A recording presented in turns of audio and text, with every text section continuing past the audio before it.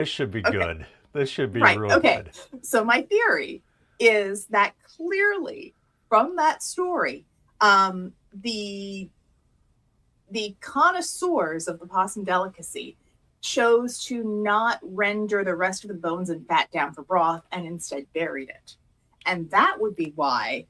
So then you can follow that with the animals going and finding and retrieving. It's the prequel. You're welcome. I actually just think it is funny because the joke was back in the Fiend Master days that I was busy burying corpses in the backyard.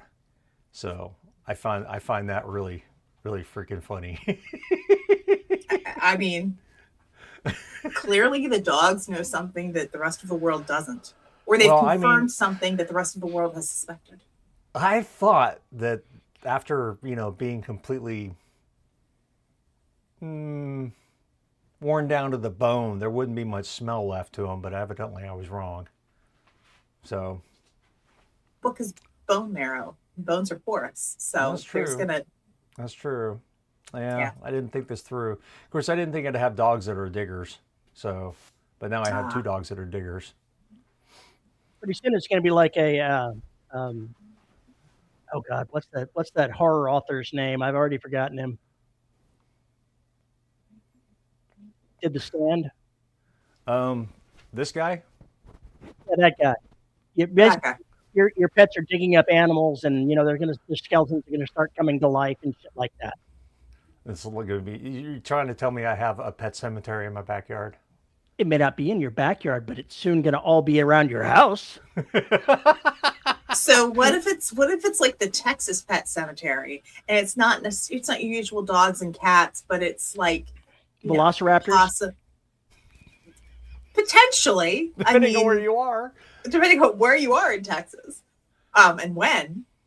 But you can have your possums, you can have coyotes, rabbits, cockroaches. Cockroaches don't have skeletons. Pigs, cows, 20-pound squirrels. Not wrong. Jackalopes. Not up here. Jackalopes are further north, aren't they? Yeah, they hang out in the Arctic. Wow, we really got chat completely confused. This is so much fun. I know. It's the best part. You just sit there and just rub your hands and go, yeah. Well, let's get into this. This is what the brighter brain does. Yes, that's exactly what it does. Howdy, folks, and welcome to another episode of the Dead Robot Society. I am Paul E. Cooley. Joining me today, Veronica Jaguar and Mr. Terry Mixon. How the hell are you fine party folk? Scratched again. Getting through another week. Present. Are you starting to get stitches yet? Not stitches, but another little cut. So you have them on matching arms now? It was the same arm. I've still got the cut on the back of the hand, and now I've got one on the front side. Oh, so at least you're compartmentalizing. That's right.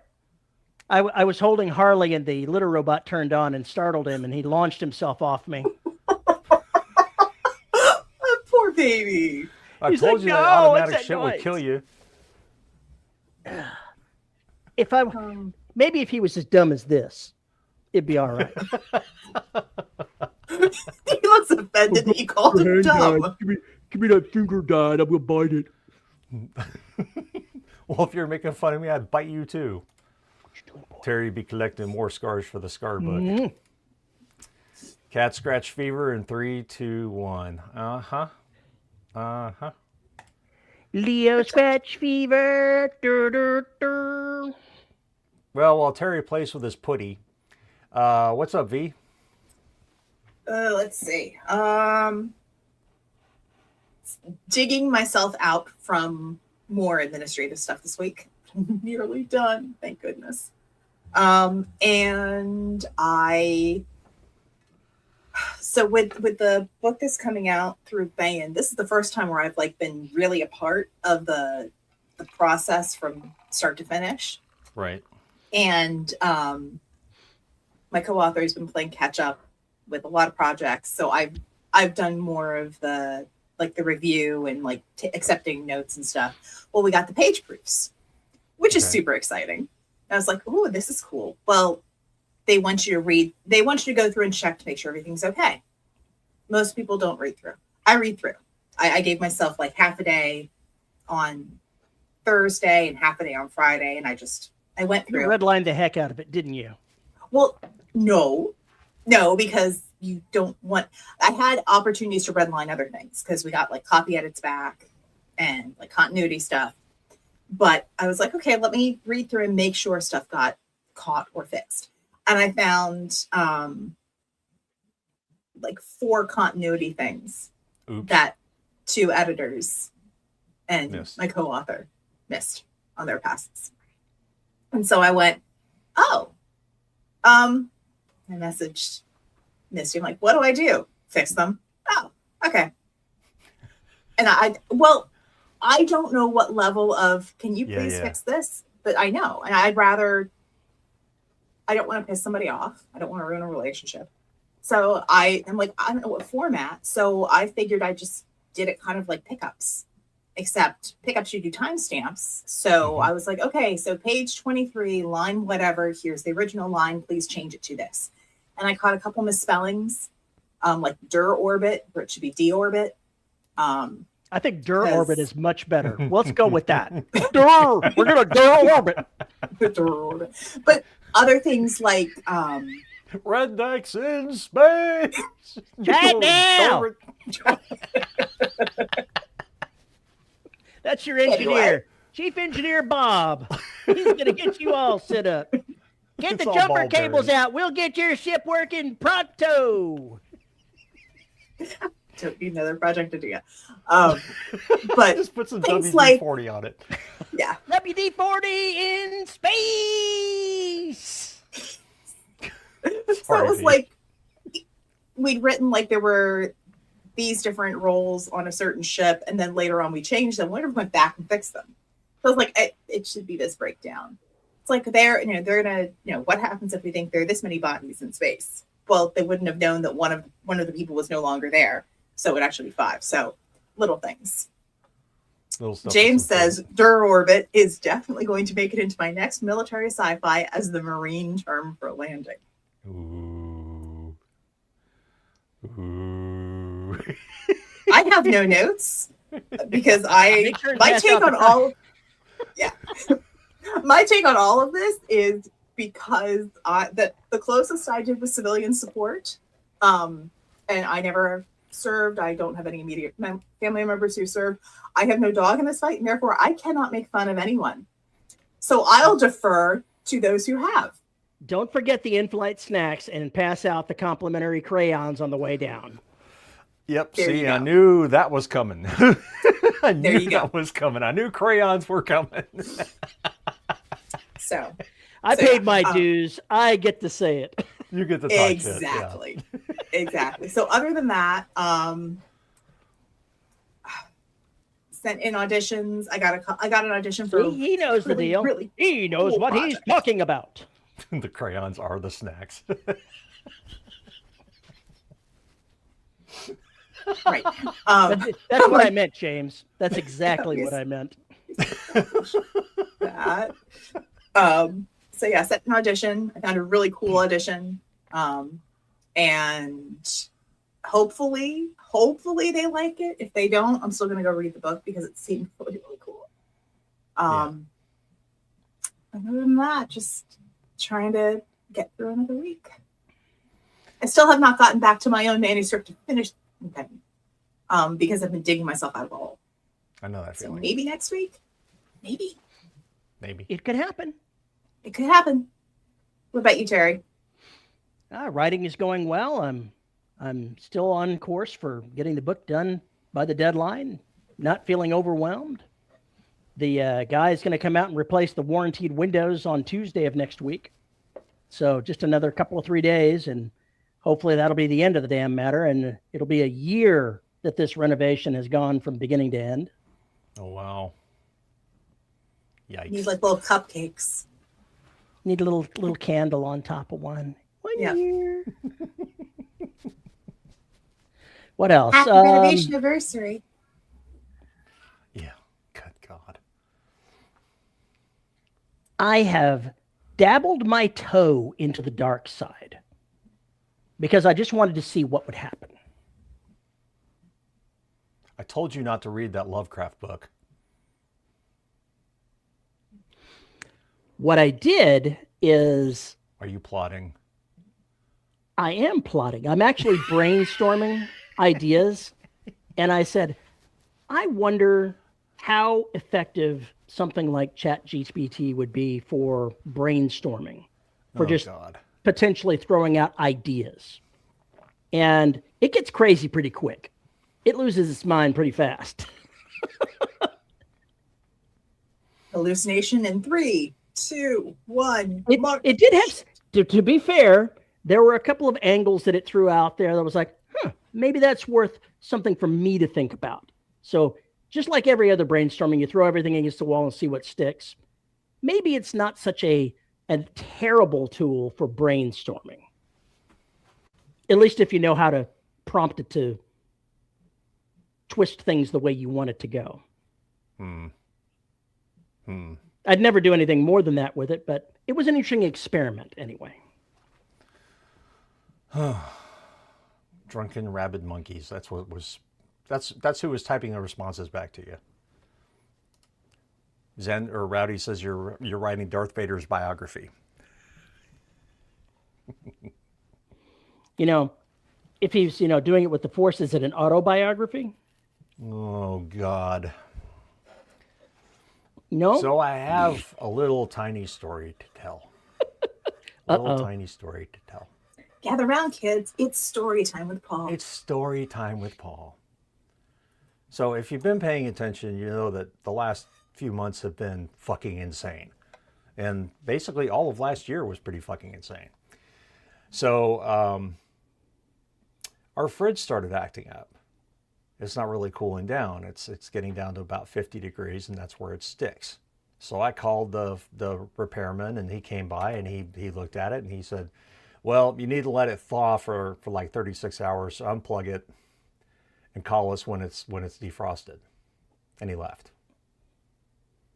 So super helpful. I told the wife that, and the wife was like, it's time to replace everything. Everything. Scorched earth. Go. It's time. So anyway, we ordered new fridge, new microwave, new stove, and dishwasher. And yes. So went through that. It took us a couple days to get all that ordered. And then finally it was supposed to show up today. So there's ice on the coils, James. The whole back was just ice. So today they're supposed to deliver it. And keep in mind, my house is over 40 years old now. So the guy comes in, he starts looking at stuff, and starts looking at stuff, pulls the fridge out, looks at this, looks at that, goes into the dishwasher, looks at this, that, and the other, comes back to me and says, we can't install this. It's like, why? Why can't you install? You need to get a plumber. Why do I need a plumber? Your plumbing, it don't fit. Because all the valves have corroded to the point where they're going to fall apart if we even touch them. I believe it. Oh, for fuck's sakes. Yeah, so this is after we cleaned out the fridge. We did our last load of dishwashing. We cleaned all this stuff up and everything else to get it ready, and then fuck you. So called the plumber. They're supposed to come tomorrow, which means I'm not going to be able to watch football with my dad. But then hopefully the Home Despot will deliver shit on Monday and we can get all of our stuff again and have a fridge again. Damn it. Because not having a fridge sucks. It really I wouldn't sucks. know anything about that. Yeah, I know you wouldn't. So know anything about that. you do know they it's third party. They outsource that delivery. Yes. It's not Big Orange. No. Okay. But we've had good luck with the contractors they use around here. We've had good Okay, luck with them. good. Ours have been hit or miss. Really depends on where you are and how well the store is run, I think. It does. It does. My oldest it works for Big Orange, and he will be the first to tell you that your quality of service and selection is incredibly store dependent. And when it's good, it's magnificent. And when it's not, back out and walk away slowly. I've had good luck down here, so it works. Big Orange worked out well for me. Yeah, I've the one that's, they're like 3. There are 2 that are like equidistant from my house, and one is one's really good, and they I like them because their employment demographic profile is not what you would think at a Big Orange here in Florida, and so it's cozy. I like it. Well, the creative news is I started recording the Black Extinction. Woo! Which means I'm doing the final edits and everything else as I go through it. Continuity checks, all that nonsense, which we've already done 1,000 times with other people's help, and I'm still catching shit. So that's up. The first 4 chapters are available at Patreon and Buy Me a Coffee if you're interested in subscribing at $2 or more. And go check out what the deal is as far as when you'll get the ebook and the audiobook for Extinction if you're a subscriber. So I got the Oceania proof. I haven't looked at it yet, but I've got it. I know it's too dark. I can tell it's going to be too dark. So I've already changed the stuff on the cover, and I'm going to go with what I've got with the brighter stuff. Depending on how, I may have to brighten the little background a little bit, but shouldn't be too bad. So maybe I'll have this fucking thing published sometime in February, like February 15th. It's a lie. You're going to Maybe publish on Oceania. Valentine's Day, aren't you? Valentine's Day. Oh, she had the black. Actually, no. Valentine's You Day. realize that there is a Friday the 13th in February. Is there? There is. Oh, I got to shoot for that then. Yeah, I gotta second shoot Friday for in that. February. All right. I will look like that. I will See, look the at- universe look has at said that. it will be done. Oh, yeah, something like that. So anyway. But of course, since it's February, and if you miss it, then there's also a Friday the 13th in March. Stop it. I just still need to get back on TMZ too, but right now family stuff and home stuff is like chewing up every second when I'm not recording, so it's ridiculous. But that's not important. I want to know about dinosaurs. Which ones? Because there's a lot of dinosaurs. Yes. We're talking Dinosaurs in general. brontosaurus. We're talking velociraptors. Dinosaurs in general. Okay, you realize that just by mentioning dinosaurs, none of us are qualified to talk about it because you either need a paleontologist or Or you an need a 8-year-old. 4-year-old. That's accurate. I will accept that. Because, I mean, yeah, so between the 3 of us, none. There's none of Okay. that. Oh, But all right. so Well, so we'll do the best we can. let me change the question. Well, I'm mentally forced, so maybe I can make it up on here. There you go. Were dinosaurs hanging out with humans? Were we riding them around and shit and having wars with one another and playing games with them? Well, let's see. That really depends on when dinosaurs died out. Because if you go ahead and you look at the numbers, I believe you're going to go ahead and find out that unless you're talking about something like the woolly mammoth, Nah, which we're died talking- out we're relatively talking recent. velociraptors, tyrannosaurs. You're And talking woolly mammoths are millions of years. mammals, not dinosaurs, which are you're talking technically millions. reptiles. Yeah, millions of years, and no human beings only go back. If you look at the progenitors that they've managed to find, I think they found something that's a couple of million years old. Maybe it was 3, maybe it was 2. I don't remember. But that's it. Rowdy says, according to Professor Flintstone, dinos can be trained to help mankind. This is very true. This is very true. Now, what's funny about this is I wrote a book with Scott Sigler called The Writer, which has fucking dinosaurs in it, brought back basically Jurassic Park style and turned into blood sports with them. And Yes. it was a fun book to write. It was really cool. And it's in a universe that includes aliens and modified humans and all other sorts of extremely far future scientific advancement. Mhm. So while it's like, wait, who the hell brings dinosaurs back to life and pits them against each other in, Scott Sigler. yeah, Scott Sigler. but it's like, it's given everything else that is in that storyverse, it makes sense. It's weird, but it makes sense. It also helps us introduced in another book. The whole Dinolition sport is introduced in Yes. book 3, maybe? I can't remember. Book 3 or 4. Regardless, Really? it was I wanna a say fun book to write. I think it's a fun read. It was pretty cool. I had to learn a lot about some dinosaurs. And then I had to go investigate bugs to figure out dinosaurs from other planets to pit these are dinosaurs against those. So that was also fun, dreaming up creatures. So we set the expectations in that book that, hey, this is science fiction with dinosaurs. And that was fine. We set those expectations up from the get-go. It's all over the back. It's all over this, that, and the other. So I think everybody knew what they were walking into. And for God's sakes, it's got a dude sitting on a dinosaur in the front, getting ready to eat somebody. That's fully expected. Mm-hmm. Now, if I go to the Derelict Saga and try and fit dinosaurs in, I foresee a problem. Well, it depends on how you go about doing it. If you're saying that they were genetically cloned from DNA found, maybe that could fly. Maybe, but the thing is, in this particular case, I think it would be universe breaking.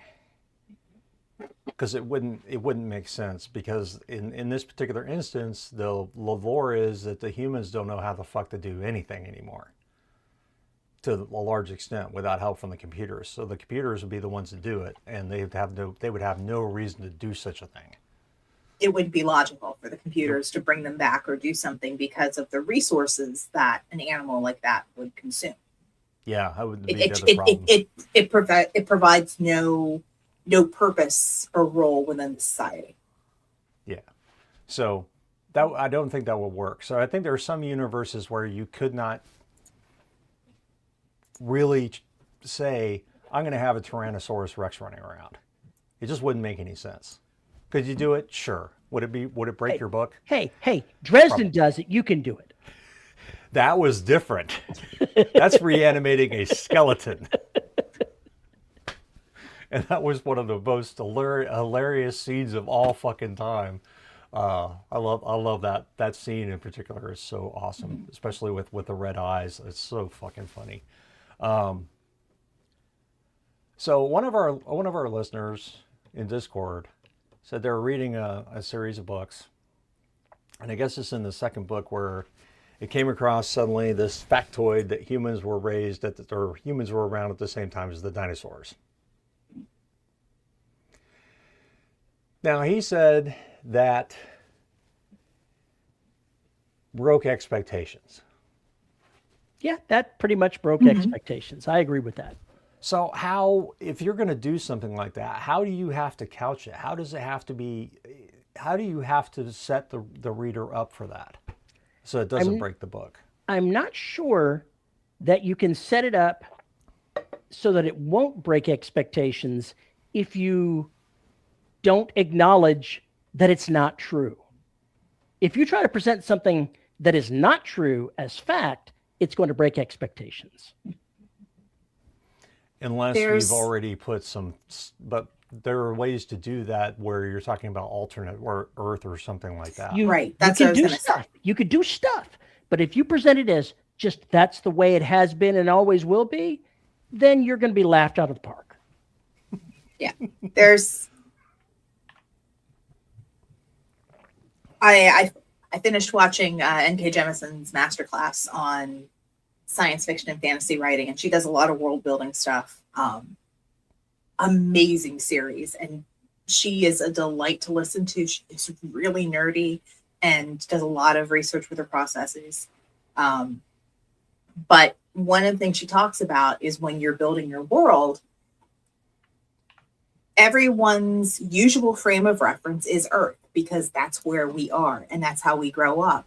And that's our baseline. And if you've been through, standard K through 12 education, at some point you get to evolution, and you get to the presentation that life went through a series of stages to diversify and inhabit the planet. And there are certain conditions on a planet that allow for really large creatures with certain diets to exist. But you also have catastrophic events that remove said creatures from the timeline and turn them into what we now know as fossil fuels. So knowing that, and then saying, oh, by the way, humans and dinosaurs are at the same time, well, that contradicts a whole lot of research. And if that's your only big contradiction when you've held everything else true, I'm not buying it.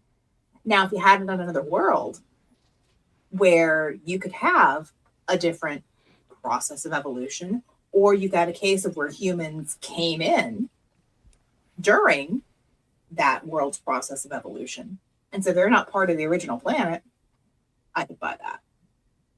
But yeah, it doesn't work. It doesn't work. And I love, a weird, fantastical, sort of story, fantasy, sci-fi, what have you, but you got to set it up early. You don't just throw it in like the second book. You're like, no, you broke the rules. Stop. Why did your editor not slap you? Hey, Dave. Good to see you, man. Let's see. Rowdy says oxygen is too low for dinosaurs to exist. I was just thinking about that for the large ones. Yeah.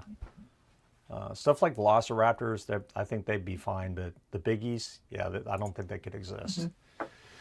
It's why you give dinosaur cool oxygen helmets to their neck gills, cool respirator collars. You've thought about this way too much, Xander. Obviously, you need to go ahead and have giant spaceships arrive back with the dinosaurs that fled the Earth because they would have suffocated, and now they've come back with our high-tech society and just found all these rodents that have taken over the planet, and it's time to exterminate.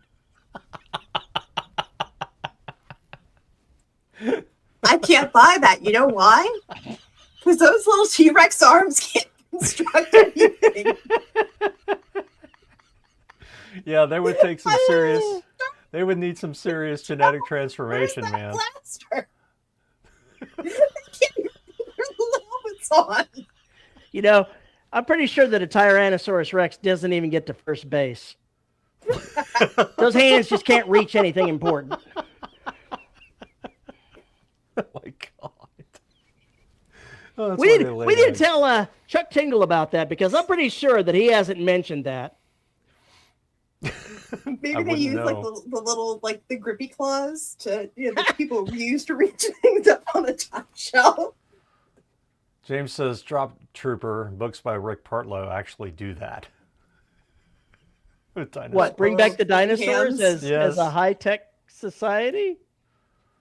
Oh, Lord. And Rick's not here to defend himself today. Yeah, that bastard. What was he thinking? Oops. I think it's perfectly plausible to do certain things like bring back dinosaurs or have them in strange environments. I think that's okay. Right.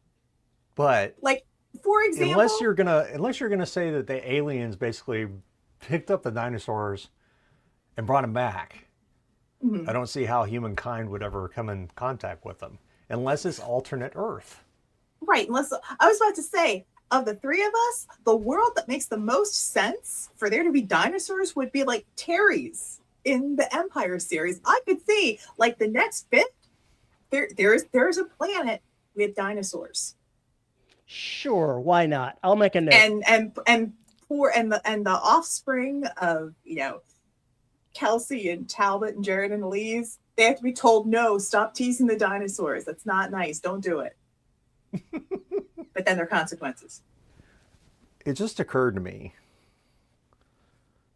Somebody write this book. It just occurred to me that you could have aliens or whatnot that are looking for interesting animals or species that they know are going to go extinct, or corral them up, take them to another world that's exactly like the one they were on, but more stable, just as a preserve. So you want someone to write like an alien Steve Irwin? Corky, now we're going to go ahead and see how long those arms are really on that monster. You see, you can punch the motherfucker and he can't even hit you. Oh, look at this one. She's a beaut. She's a beaut. Look at the teeth on that one. I'll bet that'll take a bite out of you. I mean, mind you, I've narrated some from like I've narrated stories with that premise, except they're human pets and they're saved for aliens for other things. So it's not as wholesome as Steve Irwin. No.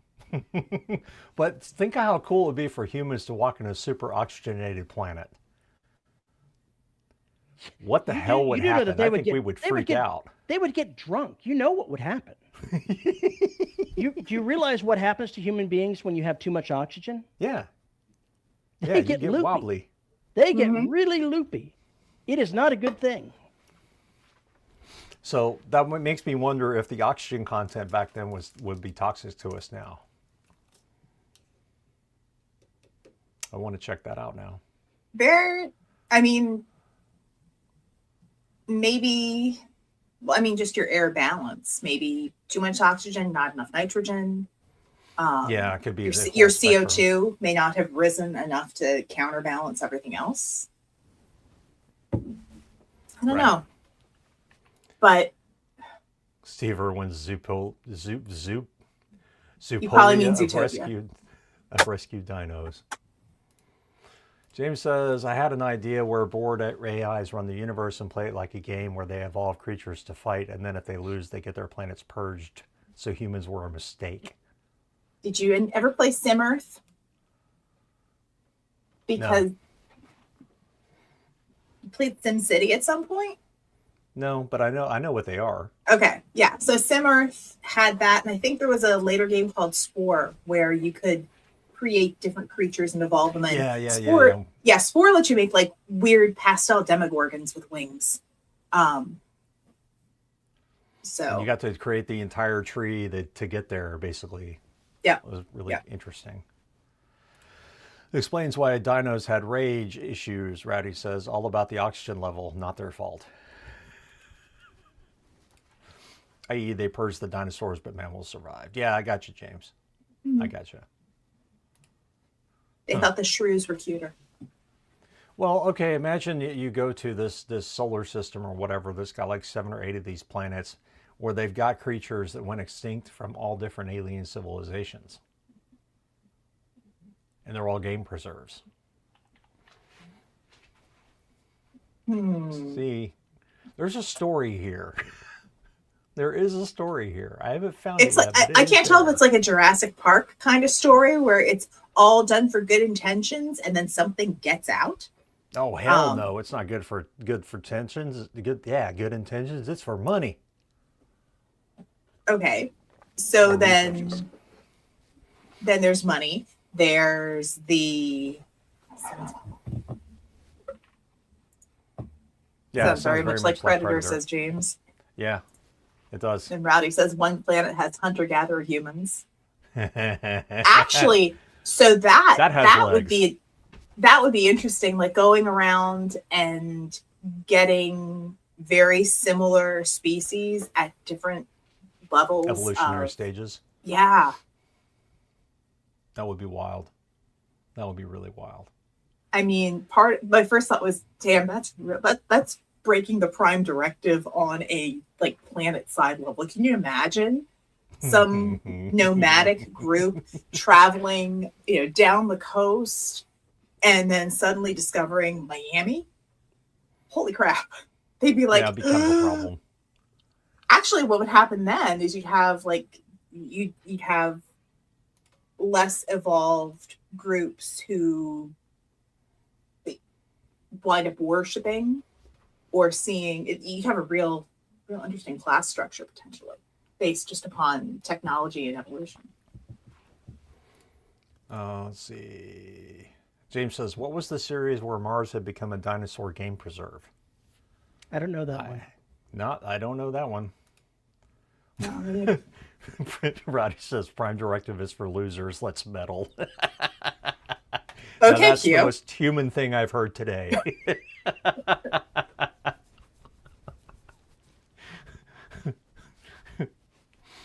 Now, what I'm thinking is if you have this solar system and basically you've got tourists or whatever else, game hunters that pay for the privilege to travel to whatever planets on vacation to go do this kind of stuff. And then you could write a story about the poor bastards who have to be the caretakers for these planets. Or what if a hunting party gets lost and you have to go track them down? See, there's possibilities out here besides the predator one, obviously. Or farms. What if you've got, a planet that's set up as like a purely agricultural deal with different species of, livestock. And it's meant to provide, resources, food, materials to folks living in stations orbiting. That has legs too. Or maybe that's the pure agricultural planet to support other planets in that system, because those planets can no longer support, they can't grow their own food, or there's not enough space for, animals if you're going for an animal diet. I had an idea for a story where they sent the terraforming ships that are automated. They're going to arrive on the planet like 300 or 400 years before the humans get there, and then the humans get there, and it ain't anything like it's supposed to be, except for maybe atmospheric conditions, and that's about it. Everything else is gone whack job. That would be kind of cool. I might have something in the works similar to that. Rowdy says, what happens when the human farmers become the hunted by the dinos? Then there's lunchtime. There are going to be a lot of planets around this star. Yeah, I know. But who's to say they didn't make the solar system too? Why not? Go for broke. It worked in Hitchhiker's Galaxy or Hitchhiker's Guide to the Galaxy. Maybe you should go ahead and approach it from a different direction. Instead of, there being a reserve elsewhere for dinosaurs, what if Earth was reserved for dinosaurs, and now they come back and find out that they're all dead and they're pissed? So the aliens had originally set up Earth as the Jurassic Park World version. Yeah. And boy, then they mad. come back and they're like, what did you do to our happy, chunky lizards? What did you do? How did you? Wasn't our fault. It was the comet. No, it has to be your fault. Who was responsible? I thought we programmed that comet to not. Yeah. Now they'd come back, and it doesn't matter if you didn't exist back then, because you're the one holding the bag now. James says again, drop troopers, they literally, the dinosaurs, they moved planets around to create life-bearing worlds. What in the fuck was he smoking when he came up with this? Holy cow. Wow. That's some good shit, man.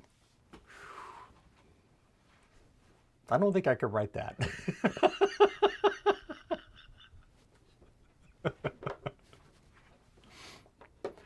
I have questions. You have questions? I have questions I don't want answers to. I mean, so what's our take here? Dinosaurs and space opera, cool. Dinosaurs and fantasy, cool. Dinosaurs and running around modern day, whatever, that's kind of cool too. You need humans to evolving with them at the same time, though, that's kind of a problem. If you're going to something in your world is going to be so counter to the generally accepted science of how our world works, you need to explain it at the beginning.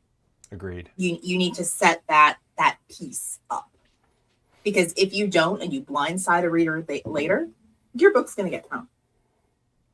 As apparently, this person did as well. Apparently. I haven't read too many books where I've come across a landmine like that and gone, okay, I'm done with this book. It hasn't happened very often, but it does occasionally happen. I don't think there's certain things, and usually it winds up being a regional thing. So it's like, I'll read a story that's set somewhere in central Kentucky, and I'll be like, no, that's not right. And it's someone tries to get too specific with a detail and they get it wrong. Mm-hmm. So I think there is something to be said for being as vague as enough. Yeah. The possibility is okay. You don't have to be completely accurate, but you can suggest things around it. And if you're not sure, ask. Go research. Look it up or ask. Yeah. There are people who know. There are. James Terrell says, I've told you about Taylor Anderson's book series, The Destroyer Men, where they go to an alternative Earth with dinosaurs and evolved lemurs. Yeah, see, that I can buy. And you have read some strange shit, man. Clearly. Where the hell are you finding all this stuff? Huh. Anyway. So that brings up another question. Another one? What if humans and dinosaurs were hanging out at the same time?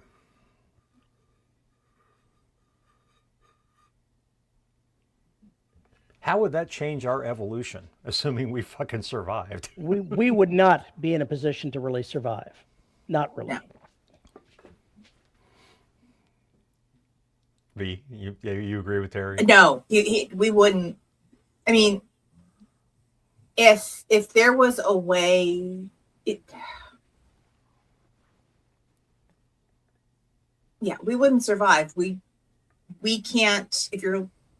We'd be competing for resources. You would rarely, if you're talking dinosaurs everywhere they are, along with humans, then it's how are you fighting them off? How are you getting to a sense of like community stasis where you're able to establish traditions and go from, nomadic to villages to cities to big old structures. And the other thing is that evolution with humans, how do your dinosaurs keep moving through? Because it's convenient for us to say, well, humans came through, and because humans got to a point where they evolved and could take charge of things and train animals and build stuff, well, that helped us get to this point where we're looking at screens and talking to each other. But who's to say that if those similar environmental things aren't afforded to another species, that you couldn't have something similar happen? I'm not saying that you get to a point where there are dinosaurs on the internet, but you could get to a Not point. with those arms, you won't. Not with those arms. I can just imagine the input devices would just be fucking hilarious looking. But what would that evolution look like? Would you be looking at a bunch of creatures with, say, the intelligence of crows? So different ways of communicating, but really good at problem solving. Would you be looking at something that is as advanced in problem solving as, say, an octopus? And we're just maybe not understanding how evolved something is because we don't have a one-to-one communication link. James says the only way it could possibly work is if we evolved on an island far from other species, or in like a northern area, say it's too cold, or a place where it's too hot for the dinos to be hanging out. We'd have to be someplace too cold, because the other nice thing is they're cold-blooded creatures. So too hot probably wouldn't be a problem. You'd probably get like mega dinosaurs in equatorial regions. We We just need some radiated stones to evolve, just like in the documentary series Pokemon. All right, Xander, stop that shit. Crows are freaking clever. Yes, they are. And there's one They in are. the Black Extinction in the first 4 chapters. It's a very important bird. Birds are modern day dinos. Yes, I agree, Rowdy. That's pretty much So all are that's left. chickens. Now we're seeing all the dinosaurs are warm-blooded. Yeah, they're not reptiles. Okay. Not really. It's all confused. But you are correct. And what you were saying, basically, what I was thinking is if you're going someplace like the Arctic, the animals would be smaller, most likely because there are fewer resources the more you move into that kind of wasteland. So what you would be putting up with if you're near the coast, obviously, is whatever lives in the water. I was about to say, then you could be dealing with like Arctic plesiosaurs. Oh, God. Oh, fuck that. And suddenly Paul's like, wait a second. So you're saying I could take Antarctica and dinosaurs? Antarctic dinosaurs. Oh, my God. Anyway,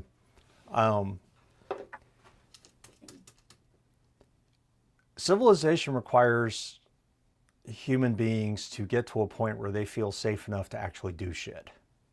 Yes. We weren't able to become farmers and therefore build civilization until after we were able to protect ourselves and our resources. And some say that's where it should have stayed, right there. But then we got stupid and started building farms, and all hell broke loose after that. So, if this were the case and the human beings were constantly on the run from their environment, and having to struggle to learn to live with it, or basically just to survive, they're not going to be doing things like planning how to talk to one another across vast distances. They're not going to be dealing with any of that for a long time until they get to a place where it's stability, because without the stability, you can't do those things.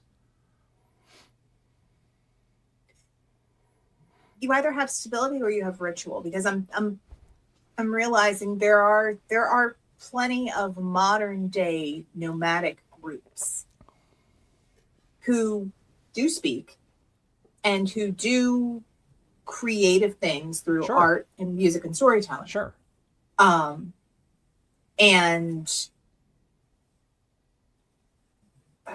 so clearly there are groups that have worked through and evolved and maintain a nomadic lifestyle. Yes, nomadic. Right. But they're not putting down roots. No, they're not. They're following and so the food. preserving any kind of tradition and learning is all going to be oral tradition. Mm-hmm. Mostly oral tradition. Mostly, yeah. Yeah, we don't need a paleontologist. We need an anthropologist. I still think the main reason that we learned how to create language, the Sumerians, was just for trade. I'm absolutely certain of it. It started out just as trade, just like math did. Math started out just basically, it wasn't, I need to count this, it's how much is that?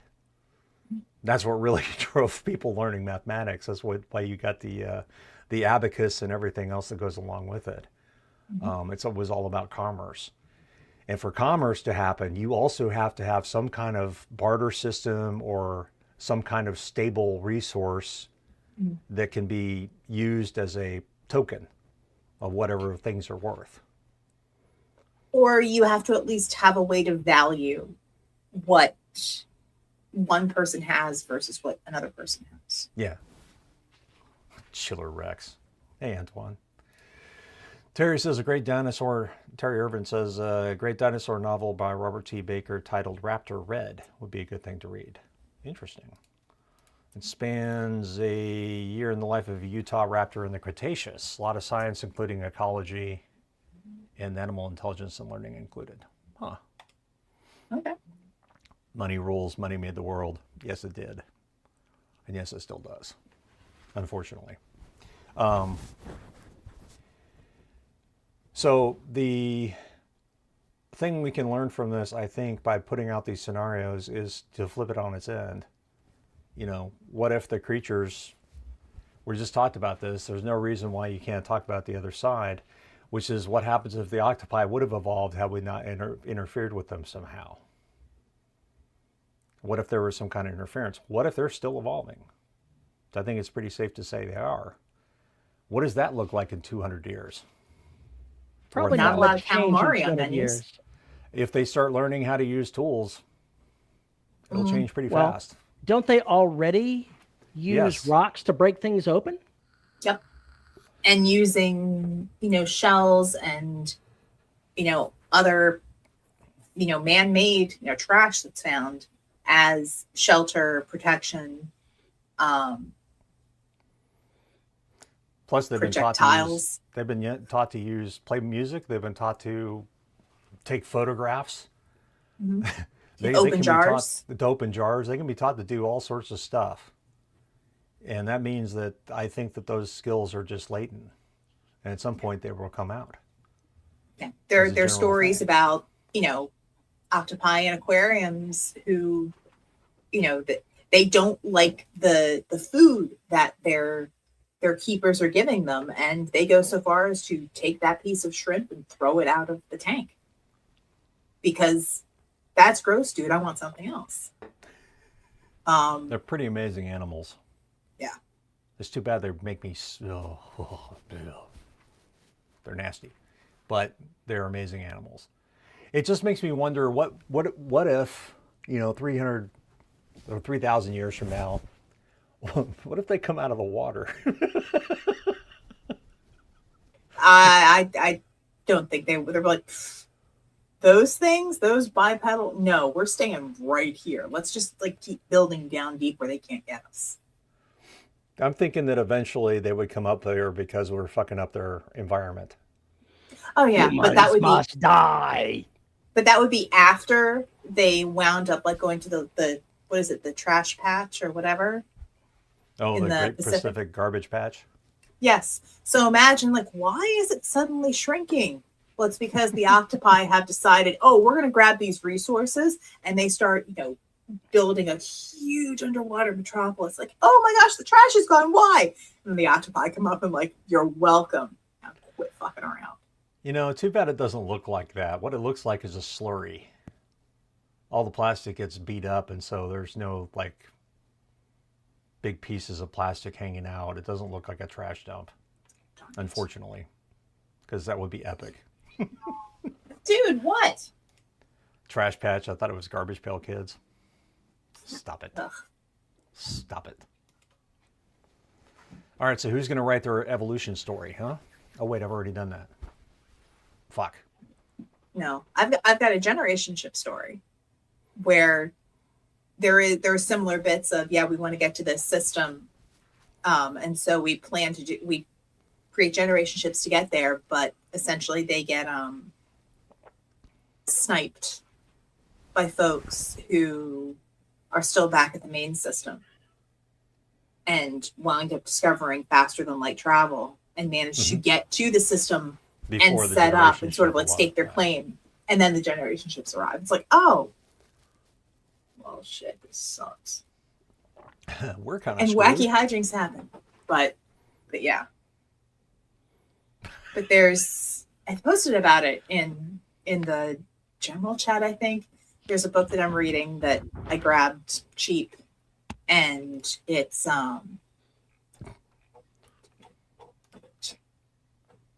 I put it in general? I think I did. Yeah, I don't see it. Maybe I put it in writing tools. Do not know. I don't know, but it's, of course, why would I have it in here?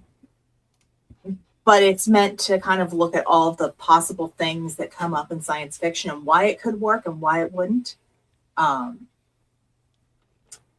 So the first bit that I've read is why terraforming won't work. Or why it probably wouldn't work, and where would people have to live. And so right there I was oh, that's a cool idea. That's only 20 pages in. So Which book is this? I'm trying to figure, I took a picture of it A and City threw on it into the Mars? chat. Yes. Thank you. Yeah, I have it. That book is so pessimistic about everything. It is. It is. It's It's cynical as hell. but you need. I think it's good to have a cynical viewpoint because then you know what rules you have to break in order to make it work. Yeah, I think it's an excellent debunking of the overly optimistic expectations of certain people with a large amount of money. I don't think that they have even a clue about a thousandth of the complexity of what we're talking about here. Yeah, so it is a good reality check, is what that book is. There's the one that I have, I guess, is the second edition of it, and the foreword is really interesting because it does address billionaires say they're going to do this. Well, actually, a lot of it there's some like law things, so it pulls like maritime law and space law and why it's at least like check it out from the library. It's if you like close to truth science fiction, or you like your hard science fiction, I think it's worth a read. I think it is too, and it's written very well. It's very funny. It's punchy. It doesn't really shy away from basically giving you some scenarios that are horrifyingly possibly going to happen, regardless of whether or not we actually get to Mars. There's some shit in there that's probably going to happen that's really bad, that they're talking about in that book. So I think it's a really good reality check. Should that stop us from saying Mars was colonized? Fuck no. It just means there's a lot of hand waving that's got to happen, that you've got to do to make that happen. At least with our current technology. It's interesting to read those, and then also, read other fiction that is closer, or, to watch movies like The Martian or Interstellar or, the Apple TV series, like I know the one you're talking about, For Planet Earth or All Mankind or something like that. For All Mankind, that's it. Because that one actually addresses a lot of really cool science things in it. But again, it's interesting to see what is held as truth and what's kind of flexed.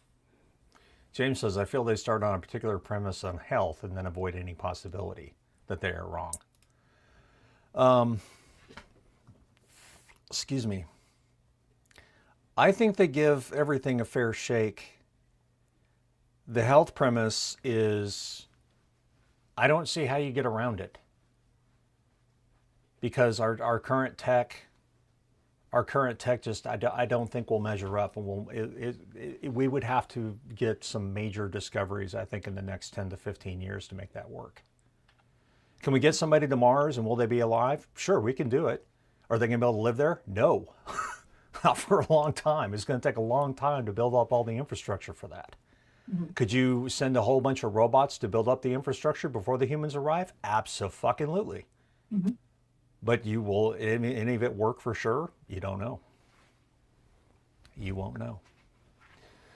Well, we babbled about this bullshit for the last 58 and a half minutes. Did we stay on topic the whole time? No, we did not. We sort of did, but kind of not. Okay, I was really worried there.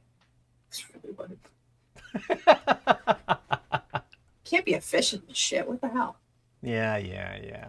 Well, if you enjoyed this episode or have a comment or gripe, you can send an email to us at show@deadrobotsociety.com, or you can go to our website, deadrobotsociety.com, and punch that comment button, and we'll get an email and we'll address it. Or you can leave a comment on the YouTube episode. You can find us at youtube.com/DRS podcast, where we are live every Saturday at 3 p.m. CST, except when we are not. And you should like and subscribe so you know when we're live. And if you want to support the show, you can find us at patreon.com/DRS podcast and buymeacoffee.com/DRS podcast, where for as little as $1 a month, you get access to exclusive live shows like the one that's coming up in just about 10 and a half minutes or so.